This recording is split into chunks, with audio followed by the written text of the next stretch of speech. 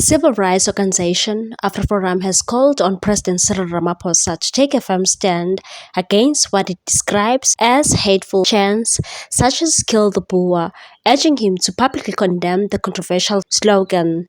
This appeal follows an incident on Human Rights Day where the economic freedom fighters Julius Malema and party members performed the chant, a slogan that Afriforum argues incites violence against South Africa's white minority and farming communities. The call for condemnation has also gained international attention, with the U.S. Secretary of State Marco Rubio voicing concerns over the safety of Afrikaners in South Africa. Taking it to social media platform X, Rubio stated that the United States would welcome Afrikaners facing threats of violence and wrote, "Kill the Boer" is a chant that incites violence. South Africa's leaders and politicians must take action to protect Afrikaners and other disfavored minorities.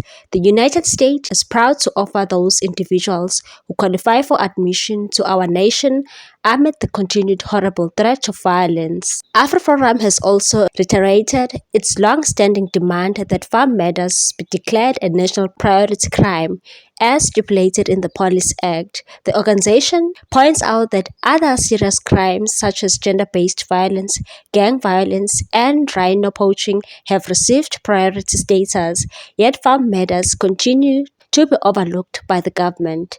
Ernest Van Zyl, Afriforum's head of public relations, accused the government of neglecting rural communities, stating, "For years, the government has given the farmers of this country a cold shoulder and turned a blind eye to the extreme violence that affects them in the form of brutal farm attacks and murders." The government has also never condemned chants like "Kill the Boer" that target farmers. That needs to change, and the current crisis is the perfect opportunity. Afriforum further criticized President Ramaphosa for failing to retract a controversial statement he made in 2018 during a visit to the United States, where he claimed there are no killings of farmers or white farmers in South Africa.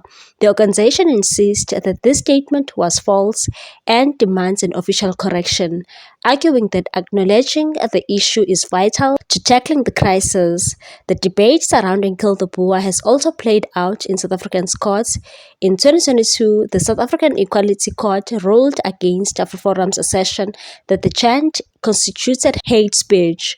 The following year, the Supreme Court of Appeal dismissed Afriforum's appeal against the EFF, upholding the ruling that the song does not meet the legal definition of hate speech.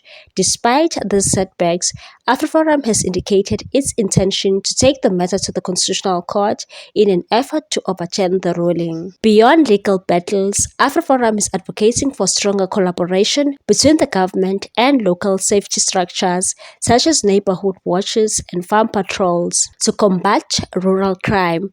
The organization argues that communities have already mobilized to support law enforcement and that government support is crucial in strengthening these initiatives. Van Zyl warned that President's silence on the chant reinforces the idea that he is more concerned about not upsetting the EFF than reassuring minority communities who have legitimate concerns and fears about being targeted and villainized.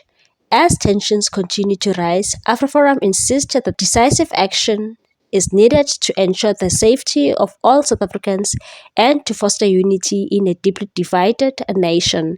Whether President Ramaphosa will heed their call remains to be seen. What's your take on this one, people? Thanks for watching. Please subscribe for more news.